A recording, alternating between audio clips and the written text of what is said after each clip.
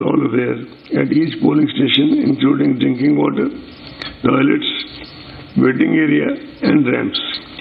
Additionally, polling stations will now be infused with sanitizers, masks, soap, and water for rinsing and other necessary equipment to handle any health emergency. Volunteers will be deployed to assist PWD voters, senior citizens, and COVID-affected areas, as I already said. All necessary and administrative and security protocols have been put in place for EVMs and VVPATs, including randomization, FLC, movement and storage protocols, and multi-layer security cover. The ETPBS facility will be offered to our service voters. As we talk, the MCC stands enforced with this announcement. The Commission has already made elaborate arrangements for ensuring the effective implementation of MCC guidelines. You are also aware that Honorable Supreme Court, a lot of very vigilant citizen groups and the Commission itself have been very particular about this issue of criminal antecedents. Candidates with criminal antecedents are required to publish information in this regard in newspapers and TV channels on 3 occasions during the campaign period. Now it's also mandatory for political parties to upload on their website detailed information regarding individuals with pending criminal cases selected as candidates, along with reasons for such selection, and also why other individuals without criminal antecedents could not be selected.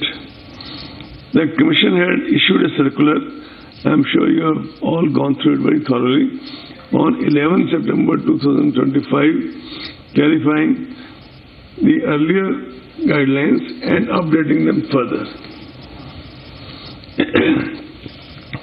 The Commission has a multi-pronged, multifaceted, comprehensive strategy for curbing the use of money power elections through an elaborate mechanism of SSTs, FSTs, and expenditure accounting. Our friends in media are also aware that we have been appointing in the last few elections, wherever required, only where required and need-based, special expenditure of the we have been appointing in the last few elections, wherever required, only where required and need-based, special expenditure of the depending on the inputs on the field.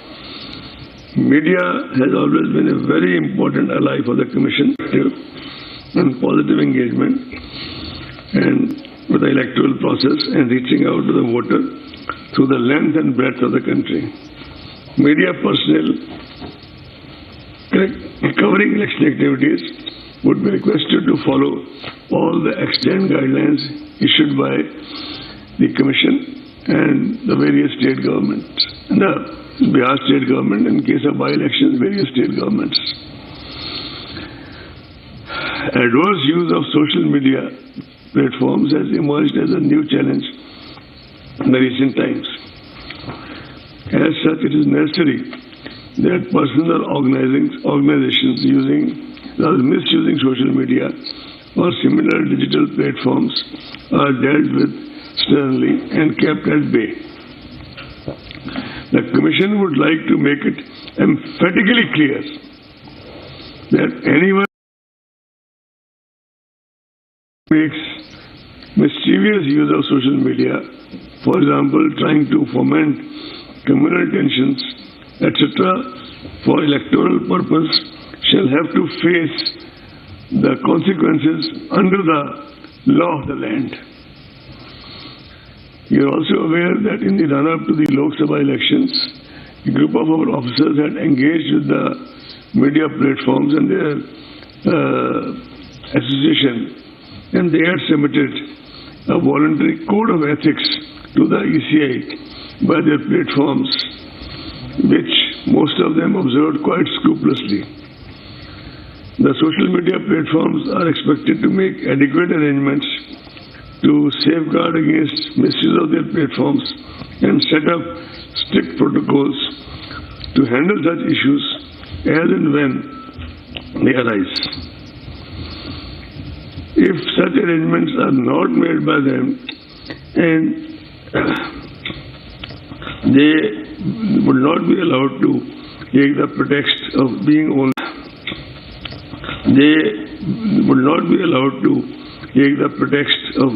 providers of platform and shall be.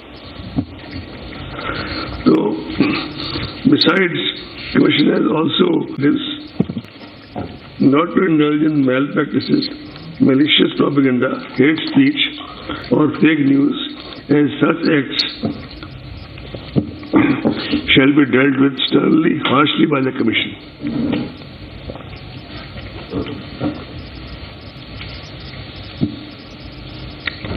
We will be closely monitoring such activities and such posts and shall take action appropriately. You know that Commission has a full-fledged sweep division, and this time the emphasis shall be on safe elections and COVID-19 safety awareness programs, beside increasing voter turnout and ethical as well as informed decision making of the voters. Comprehensive use of print media, electronic media, radio, digital media and traditional outreach methods of voter awareness are being taken up to inform